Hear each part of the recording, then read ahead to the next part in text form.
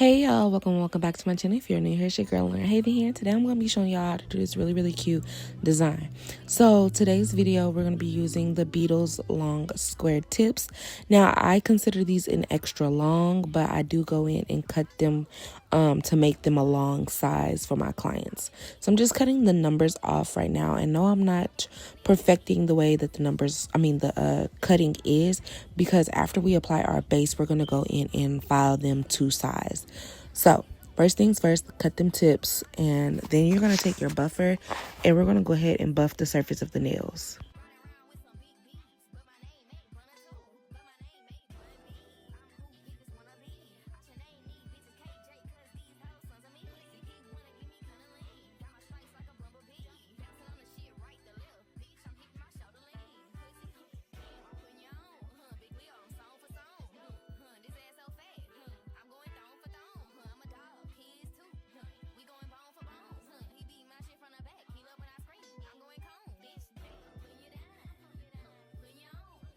So I do prefer to go in with an old 80 grit file, and what I mean by old, it has lost some of its coarseness, so it's not super duper sharp.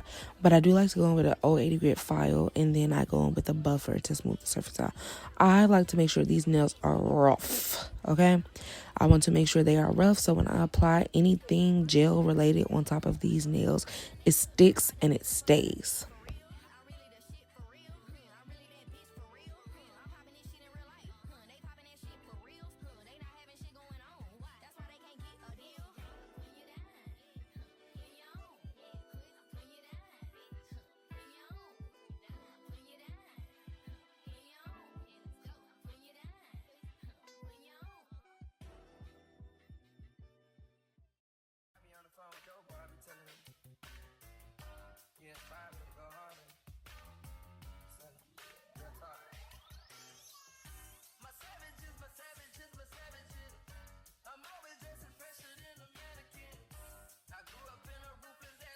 So after you get done filing and buffing the nails, you can go ahead and dust off that excess dust, because you don't need it. I mean, what would you need it for? Yeah, so just dust it off, girl. Dust it off. But after we do that, I'm going to start applying our base. So for our first layer, we are going in with base coat. I like to use base coat as a glue. I like to use it as a foundation layer. A lot of people ask me, why do I use base coat?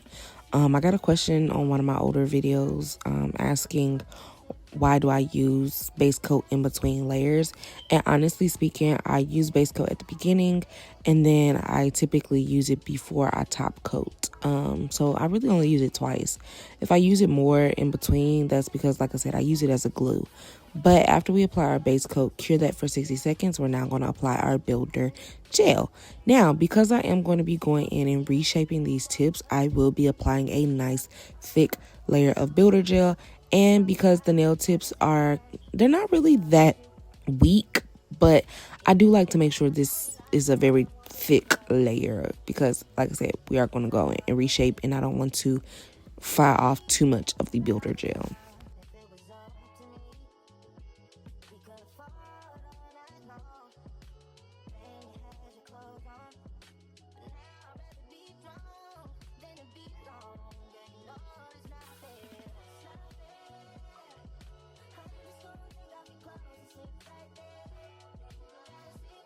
So holding the nails upside down will help bring any product that is falling towards the sides of the nail at the top, because you don't want them to be super bulky on the sides, which is why we're going in and filing them, because sometimes they still end up super bulky.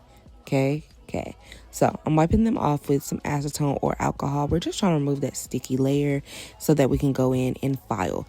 I mainly like to focus on the sides of the nail, and because these nails actually also have a weird dip in them, which is why I go in after our builder gel and reshape. Most of the time I actually don't reshape after builder gel.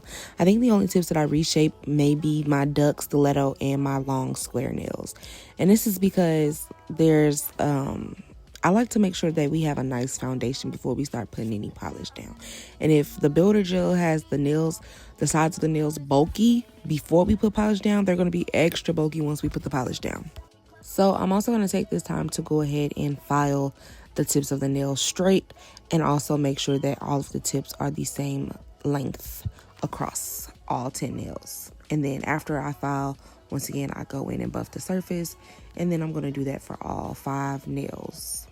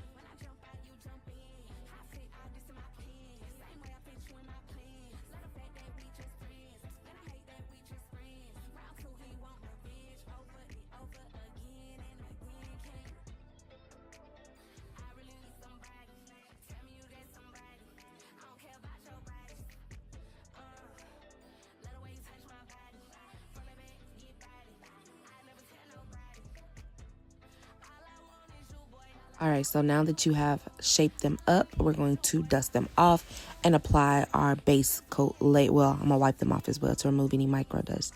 But now we're gonna apply base coat, and like I said, I use base coat as like a glue.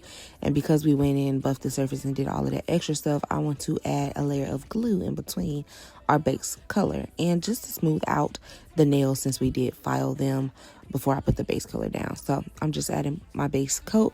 Now, honestly, you do not have to do all of these steps if you don't want to. You can simply go in, apply your base, then your builder gel, hold it upside down to make sure there's no polish on the sides of the nails, and then start applying your base color. So these steps are very optional, and I choose to do them. So there's that.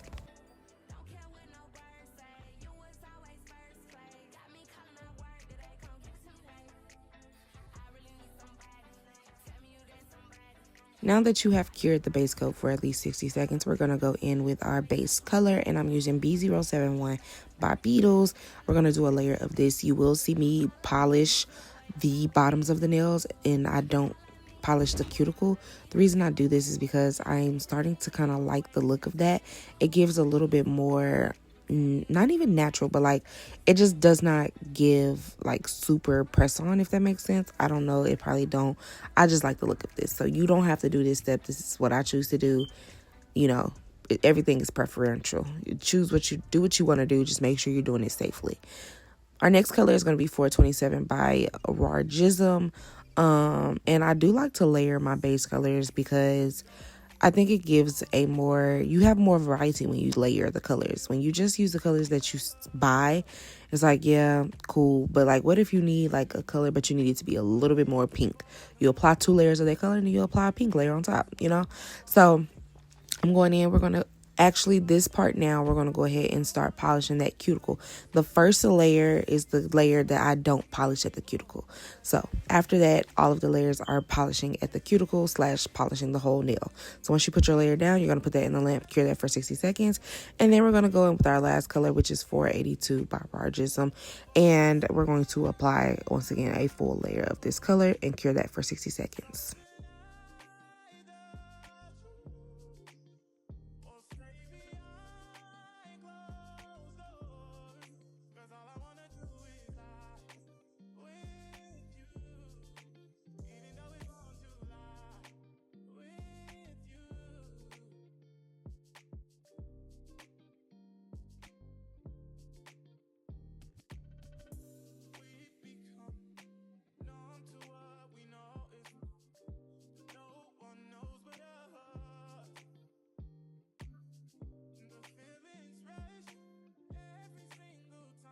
Our next step is to go in and wipe the nails off with acetone or alcohol to remove the sticky layer, because yes, I'm going to go in and refile the nails, and I'm only going to refile the nails that I'm doing French tips on. And like I said, if my base is bulky, my nails will be bulky in the end. So I like to go in and file those file the sides of the nails, and then I like to go in and buff it top coat, because once I file it, it leaves really deep ridges in the nails, and you don't want that.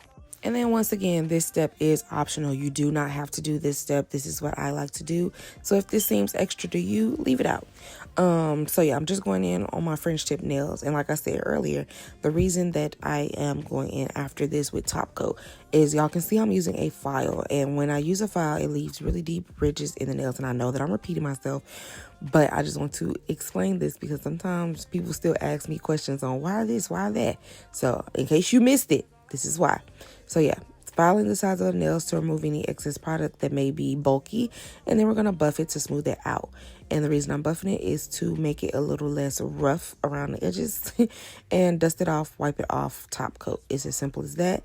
And like I said, this step is optional.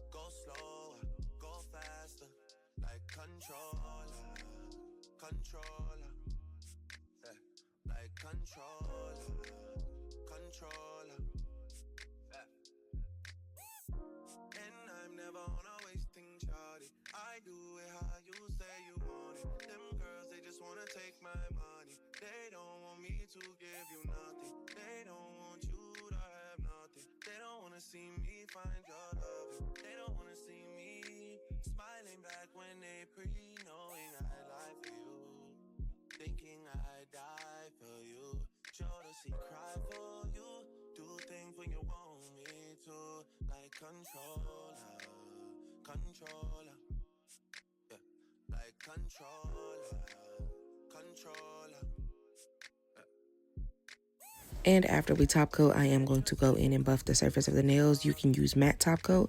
I simply enjoy working on a matte surface rather than a slick and shiny surface, but I don't like to use matte top coat because I just removed a whole bunch of top coat and a whole bunch of product. Why would I keep adding product just to keep having to remove it? So I prefer adding a layer of top coat to buff. And I actually also prefer the feel of the top coat being buffed rather than me using matte top coat.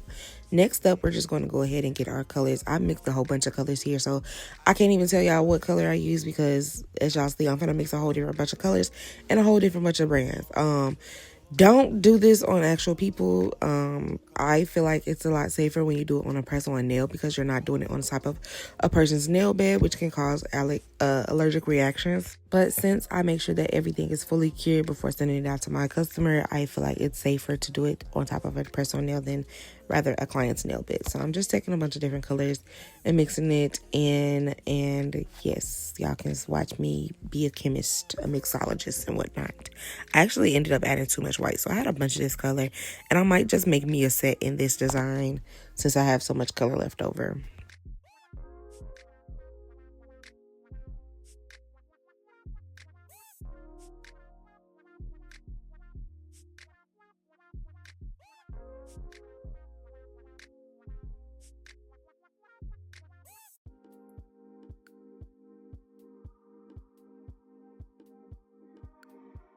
Okay, boom, let's get into it. So we're going to start off with doing our French tips on the middle, the thumb, middle, and pinky finger.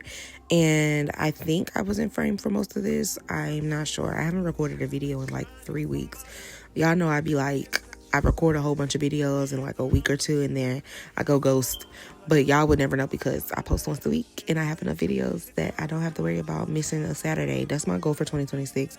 It's currently January 22nd, 2026, and yeah, I've been doing a great job. I have a bunch of videos backed up, and I'm going to try to record more videos for these orders that I got coming up, so you guys will not miss a Saturday. However, not even a backstory, but like a mini story while y'all watch me do these French tips.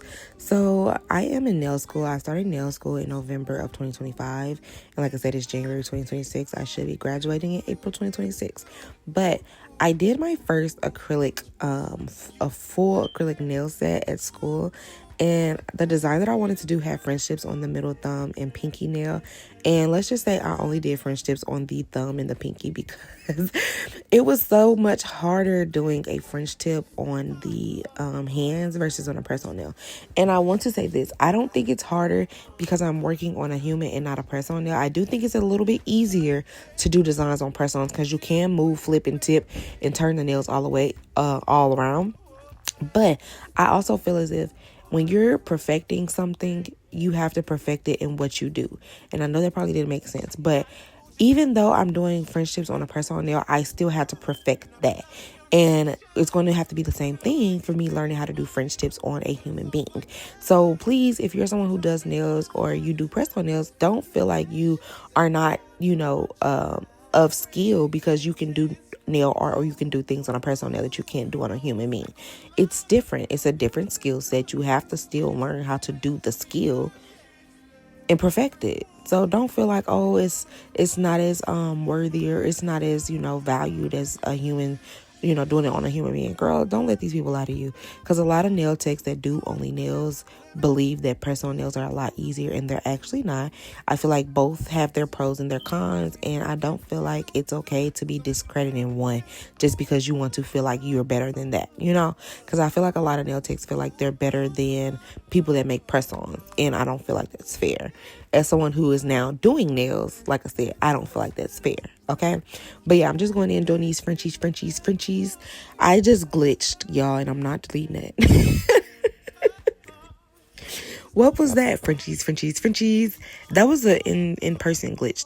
That wasn't even the ooh, maybe I just need to slow down.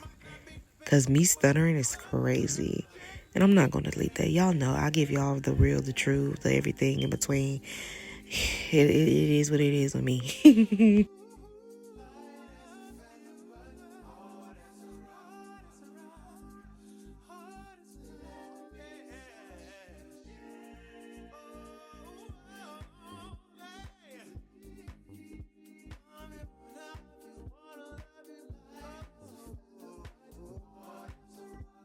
So boom, once you finish those French tips, I suggest wiping them off with acetone or alcohol to remove any polish that may smudge. And then we're going to start base coating and top coating because the rest of this design will go on top of the top coat, not under it. And I like to base coat before I top coat because I like to use the base coat as a binding layer between the gel nail art and the gel top coat. Personal preference, you do not have to do this step, but you can do it if you'd like. I also feel like it adds extra strength to the nails. It doesn't hurt to add another layer unless your nails are bulky. Then yes, it does hurt, but these nails aren't. So yeah, I'm just going to top coat, base coat, top coat, and then we're going to start moving on to the index and the ring finger design.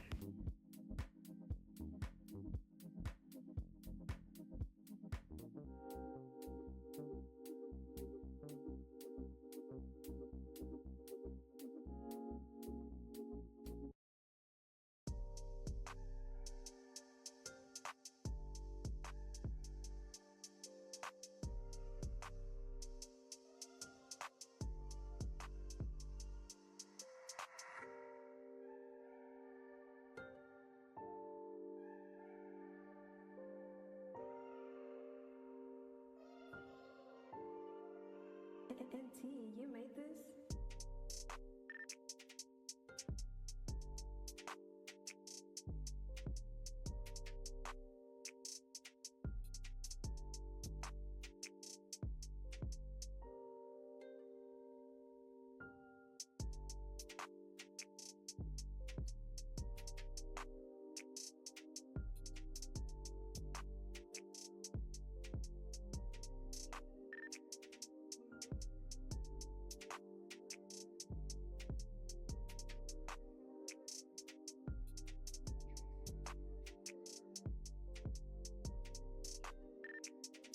So once you top coat those nails, go ahead, throw them in a lamp, let them cook, let them bake for at least 60 seconds. I usually let them bake for a lot longer than that, but that's what I like to do, personal preference, once again. Hopefully y'all can't hear my little brother's music in the background, but we're going to go in with this Blooming Gel by Gay.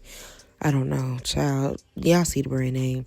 But we're going to go in and apply a nice thin layer. And you don't want it super duper thick. But once you apply that, you're going to go in with a short liner brush. I think this is like an 8 or a 12 millimeter brush. And you're going to make little lines. And this is going to be the Blooming Gel design. I know some people like to use a dotting tool, but I find it a lot easier when I use a liner brush. So we're going to apply that same Blooming Gel to the other finger, whatever finger we're working on. I also think I want to make a video showing y'all how I keep track of my orders when I'm working on multiple sets at a time. Simply because I get asked like that, not a lot, but enough. And people always wonder like, oh, that's so many press on nail stands. Y'all can't see it in the video because y'all would go crazy. But I do have a lot of press on nail stands because I do like to work on sets that are similar or that have the same design at the same time. I don't know if y'all can see in that top left corner, I'm working on a short square nail set on the side as I'm working on this one for y'all. But after you cure your Blooming Gel design, we're going to go in and base coat because I like to base coat before I top coat. But I also like to base coat before I apply gems. And if I apply gems, I won't base coat over top of the gems, okay? Hopefully that helps for the people that be wondering. So I'm going to apply my Macart rhinestone glue, and we're going to take these little gold pearls and add them to the nails. I did one corner with 2 pearls in different sizes, and then the other corner with 3 pearls in different sizes. And then you're going to take your flash cure lamp and you're going to cure that into place because you don't want it to move or slide or move or slide.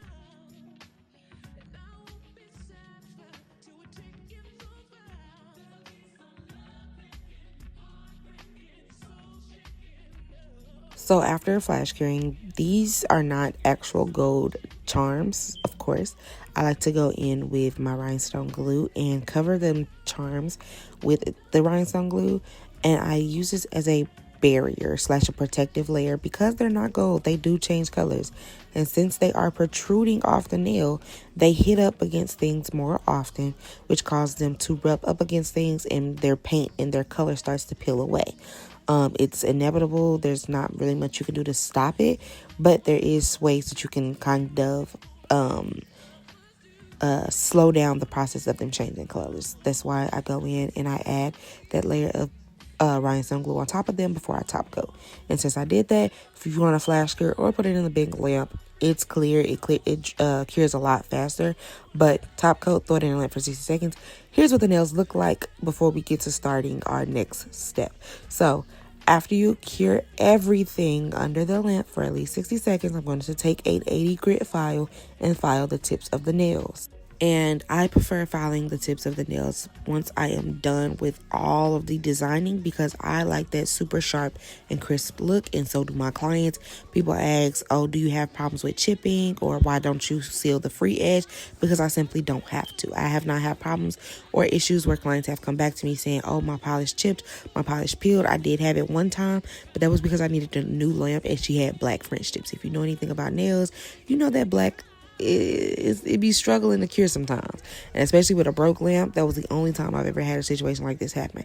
So if you want to seal the free edge with top coat, you can, but if you want that sharp crisp look like my nails, then you're going to have to file after you've done all of your designing. However, we do still have a design left to do, one more, but I file the nails because I like to make sure that I don't have to file the design.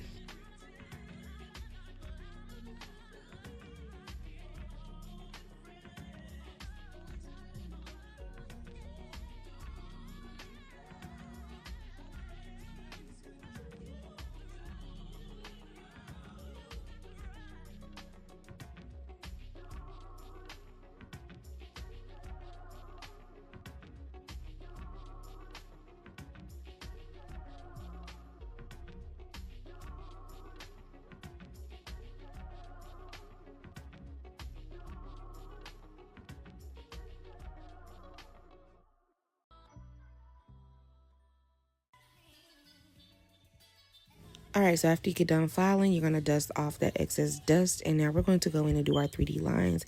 The gel that I am using is McCart Rhinestone Glue mixed with Top Coat. I mixed a whole bottle of rhinestone glue, well, a bottle and like a third. And then I used a whole bottle of Top Coat. I did a video on how to make this on TikTok. And I had a lot of people saying, oh, McCart Rhinestone Glue it's already non-wipe. It's already non-wipe. Then why when I touch it, it smears and it becomes dull. Right. So, like I said, I like to go in with the McCart Rhinestone Glue Mix with Top Coat because it does not smear and it does not dull when you touch it, when you wipe it, or anything like that. So I'm going in with a 20mm liner brush, and I'm going to make sure that when applying these lines, you want to make sure all of the gel is pretty much at the tip of the nail, and you're going to place that on the nail and drag it. And I'm going to do this in slow motion so that y'all can see my exact motions for y'all. You will also see me flash curing in between each line because I want to make sure that it stays raised in 3D. I sometimes will go in and do both lines on one side and then flash cure. It just depends on what I'm feeling like, if I'm feeling fancy. But like I said, I just go in and I flash cure to make sure that it stays 3D. And you don't have to flash cure for super duper long. It is a flash cure. And since it is clear, it is a lot quicker when it comes to curing.